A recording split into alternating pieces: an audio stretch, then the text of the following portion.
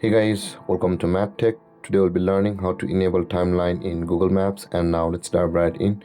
Now to enable timeline in Google Maps, first open up your Google Maps application on your phone.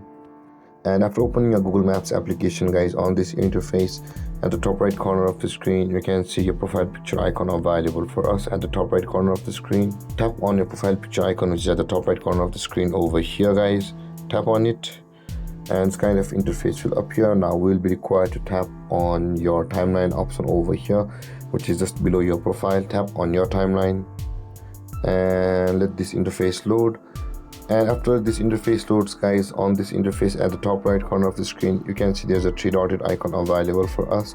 Tap on the three dotted icon, which is at the top right corner of the screen, and when this menu appears, tap on the location and privacy option over here, and this kind of interface will appear. Now if you scroll down, you can see if your timeline is disabled on Google Map. Here it says timeline is off. Now in order to enable it, tap on timeline is off and choose the account on which you want to enable your timeline.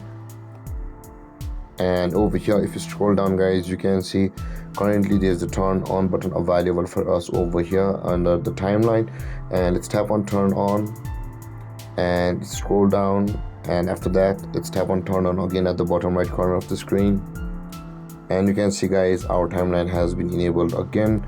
And with that being said, guys, this is how to enable timeline in Google Maps.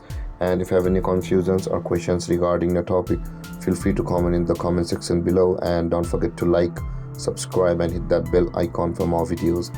Thank you for watching, guys. Peace.